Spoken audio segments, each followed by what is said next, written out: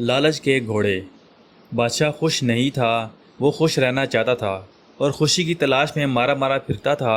اس نے خوشی کے ماہرین کی مدد بھی لی اور سیانوں، دانشوروں اور سمجھداروں کی پوٹلیوں میں بھی جھانکا، مگر خوشی کا فارمولہ ہاتھ نہ آیا۔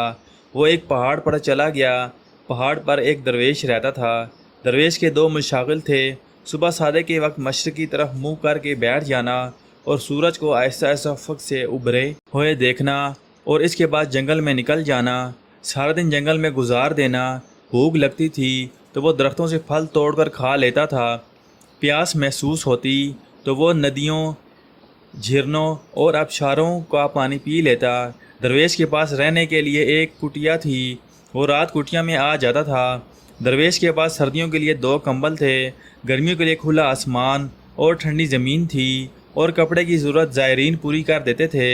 درویش کے پاس اس کے علاوہ کچھ نہیں تھا، لیکن وہ اس کے باوجود خوش تھا۔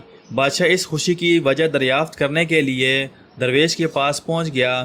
درویش نے سنا، کہکا لگایا یا لکڑی کے کھڑاوے پہنے اور بادشاہ سے کہا، بادشاہ سلامت، میں اس کا جواب آپ کے دربار میں جا کر دوں گا۔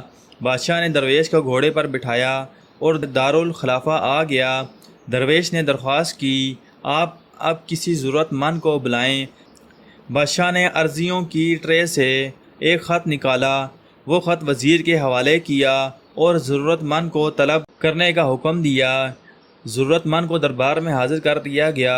درویش نے بادشاہ کے کان میں سرگوشی کی، آپ حکم جاری کریں۔ اے ضرورت مند، تم جاؤ میری سلطنت میں دوڑو، تم سورج غروب ہونے تک زمین پر جتنا بڑا دائرہ بنا لو گے وہ زمین تمہاری ہو جائے گی۔ بادشاہ نے ضرورت مند کو حکم دے دیا۔ حکم جاری ہونے کے بعد بادشاہ، درویش اور درباری محل کے سامنے کرسیاں بچھا کر بیٹھ گئے۔ ضرورت مند کو لکیر کھینچ کر ایک مقام پر کھڑا کر دیا گیا۔ بادشاہ کا رومال ہلا اور ضرورت مند نے دوڑنا شروع کر دیا۔ ضرورت مند نے دوڑ کے آغاز میں وقت کو 2 حصوں میں تقسیم کر دیا، صبح سے ظہر تک آگے جانا اور ظہر سے مغرب تک واپس کا سفر۔ ضرورت مند کا خیال تھا یوں وہ زمین کا بہت بڑا ٹکڑا ہتھیا لے گا۔ ضرورت مند سر پٹ بھاگتا رہا۔ ظہر کے وقت اس نے 400 ایکڑ زمین گھیر لی۔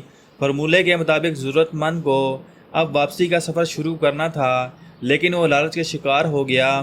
اس نے سوچا، میں اگر اپنی سپیڈ بڑھا لوں تو میں عصر تک 100 ایکڑ زمین مزید گھیر لوں گا، اور میں اگر اسی سپیڈ سے واپسی کے لیے دوڑوں تو میں مغرب تک واپس پہنچ جاؤں گا۔ میں آپ کو یہاں انسان کی فطرت کی ایک کمزوری بتاتا چلوں۔ انسان لالچی ہے اور لالچ میں 2 درجن خامیاں ہیں، لیکن اس کی سب سے بڑی خامی کا تعلق انسانی ذہن کے ساتھ ہے۔ لالچ نے اس کی عقل سلب کر لی، اس کو کیلکولیشن بھی غلط ہو گئی۔ وہ مزید زمین کی لالچ میں عصر تک بھاگتا رہا۔ سورج نے جب تیزی سے واپسی کا سفر شروع کیا تو اس شخص کو اپنی غلطی کا احساس ہوا۔ وہ پلٹا اور واپسی کے لیے دوڑ لگا دی، لیکن دیر ہو چکی تھی۔ وہ اب مغرب سے قبل واپس نہیں پہنچ سکتا تھا۔ اس کے پاس اس وقت 2 آپشن تھے۔ وہ اپنی ہار مان لیتا، دوڑنا بند کر دیتا اور چپ چاپ گھر واپس چلا جاتا، یا پھر جیتنے کے لیے سر توڑ کوشش کرتا۔ وہ دوسرا آپشن پر چلا گیا۔ میں آپ کو یہاں انسان کی ایک اور خامی بتاتا چلوں۔ کامیابی میں سر توڑ محنت ہمیشہ تیسرے نمبر پر آتی ہے، اور پہلا نمبر پلاننگ اور دوسرا نمبر صلاحیت کو حاصل کرنا ہوتا ہے۔ آپ کی منصوبہ بندی غلط ہے۔ آپ پہاڑ پر کھجور لگانا چاہتے ہیں یا صحرا میں چاول اگانا چاہتے ہیں تو خواہ کتنی محنت کر لیں، آپ کی کامیابی کے امکانات بہت کم ہوں گے۔ دوسرا، آپ میں اگر صلاحیت نہیں، آپ نے اگر باقاعدہ ٹریننگ حاصل نہیں کی، آپ نے اگر ٹاسک کے لیے تیاری نہیں کی، تو بھی آپ خواہ کتنی ہی سر توڑ محنت کر لیں، آپ کامیاب نہیں ہو سکیں گے۔ زمین گھیرنے والا بھی منصوبہ بندی اور صلاحیت دونوں سے عاری تھا، چنانچہ اس نے دوسرا فیصلہ بھی غلط کیا۔ اس نے سر توڑ کوشش کی، ٹھان لی، بھاگنے کی سپیڈ بڑھا دی۔ وہ بری طرح تھکاوٹ کا شکار تھا، لیکن وہ اس کے باوجود دیوانہ وار دوڑ رہا تھا۔ وہ وقت پر پہنچنے کی کوشش میں اپنی سپیڈ بڑھاتا رہا، یہاں تک کہ اس کے پھیپھڑے پھٹ گئے، اس کے منہ سے خون جاری ہو گیا، لیکن وہ اس کے باوجود بھاگتا رہا۔ وہ بالآخر بادشاہ تک پہنچ گیا، لیکن گول پر پہنچنے کے بعد اس نے لمبی ہچکی لی، زمین پر گرا، تڑپا اور اپنی جان آفرین کے حوالے کر دی۔ وہ زمین جیت گیا تھا لیکن زندگی ہار گیا۔ درویش اپنی جگہ سے اٹھا، زمین پر گرے شخص کے قریب آیا، ہاتھ سے اس کی کھلی آنکھیں بند کیں، بادشاہ کو قریب بلایا اور اس بد نصیب شخص کی لاش دکھا کر بولا، بادشاہ سلامت، حرص کے بیوپاری کبھی خوش نہیں رہ سکتے۔ یہ شخص مجھ سے بہتر زندگی گزار رہا تھا۔ میرے پاس کپڑوں کا ایک جوڑا، لکڑی کے جوتے، وہ کمبل اور ایک پیالے کے سوا کچھ نہیں۔ میں شہر سے کوسوں دور پہاڑ پر رہتا ہوں، پھل کھاتا ہوں اور ندیوں کا پانی پیتا ہوں، لیکن خوش ہوں کیونکہ میں لالچ نہیں کرتا۔ جبکہ آپ میرے مقابلے میں اس شخص کے احساسے دیکھیے، یہ شخص مجھ سے 1000 درجے بہتر ہوگا۔ اس کے پاس مکان بھی ہوگا، بیوی بچے بھی، کپڑے بھی، سواری بھی، دال اناج بھی اور زمین جائیداد بھی، لیکن یہ اس کے باوجود زمین پر گر کے مر گیا کیونکہ یہ اپنے اندر کے لالچی انسان کو قابو میں نہ رکھ سکا۔ یہ دیوانہ وار خواہشوں کے پیچھے بھاگتا رہا۔